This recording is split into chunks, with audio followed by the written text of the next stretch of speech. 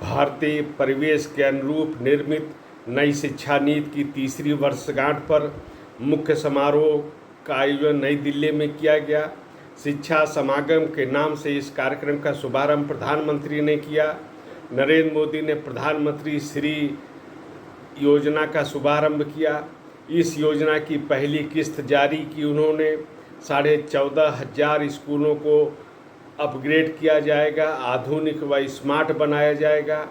प्रधानमंत्री school for rising India योजना के इन स्कूलों में नई शिक्षा नीति की झलक होगी। प्रेरणादायक उनके स्वरूप होंगे और ये अनुकरणीय स्कूल होंगे, इसलिए इनका विशेष महत्व भी है। शिक्षा समागम में 2 दिनों तक व्यापक विचार विमर्श होगा। शिक्षाविद इसमें शामिल होंगे। इसके अलावा नरेंद्र मोदी ने शिक्षा और कौशल विकास से संबंधित 12 भारतीय भाषाओं के में अनुवाद की गई पुस्तकों का विमोचन भी किया। नई शिक्षा नीति का उद्देश्य विद्यार्थियों को बुनियादी मूल्यों पर आधारित रखते हुए भविष्य की चुनौतियों का सामना करने लायक बनाना है। इसीलिए इसमें कौशल विकास भी है, इसमें स्वावलंबन की प्रेरणा भी है और एक आत्मबोध होगा, आत्म जागरण होगा, आत्म स्वभाव का, जिसमें मातृभाषा का भी संदेश होगा।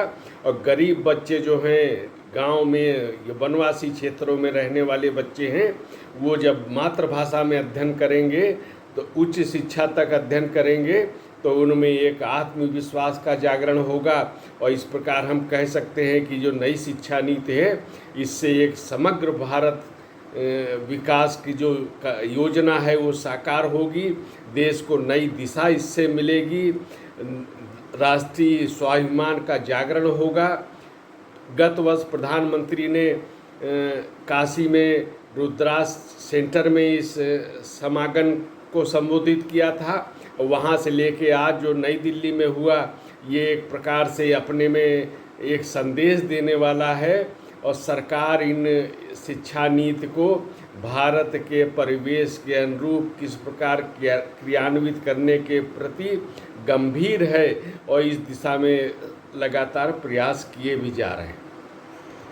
3 वर्ष पहले लागू नई शिक्षा नीति ने भारतीय शिक्षा प्रणाली में नई कल्पना का सूत्रपात किया था। यह आत्मनिर्भर भारत के निर्माण से जुड़ी दृष्टि को रेखांकित कर रही है। तीसरे वर्षगांठ के अवसर पर नई दिल्ली में शिक्षा समागम का आयोजन किया गया। यह दिखाता है कि सरकार इसके प्रति कितनी गंभीर है, इसके क्रियान्वयन को सुनिश्चित करके आगे बढ़ाना चाहती है। किसी भी देश की शिक्षा व्यवस्था वहाँ के परिवेश के अनुरूप होनी चाहिए। इसमें वहाँ की भाषा, सभ्यता, संस्कृति, सामाजिक मूल्यों का समुचित समावेश होना चाहिए। उनके प्रति सम्मान होना चाहिए, सम्मान दिखना चाहिए। वर्तमान शिक्षा नीति जो नरेंद्र मोदी सरकार ने लागू की, उसमें इन सब तथ्यों का ध्यान रखा गया है और ये एक प्रकार का एक संदेश देने वाली है राष्ट्रीय स्वाभिमान का, जिसमें ज्ञान भी है और ज्ञान के साथ साथ स्वावलंबन का संदेश भी है। अंग्रेजों द्वारा लागू की गई शिक्षा प्रणाली राष्ट्रीय स्वाभिमान को हीनता में बदलने वाली थी। वर्तमान सरकार की शिक्षा नीति राष्ट्रीय स्वाभिमान का जागरण करने वाली है। आधुनिक युग के सकारात्मक बदलावों को स्वीकार करना चाहिए, इसमें कुछ भी गलत नहीं है, लेकिन भारत की महान विरासत के जो प्रतिकूल बातें हैं उनका तिरस्कार भी होना चाहिए। यह भी नई शिक्षा नीति में इस विचार को भी समाहित किया गया है।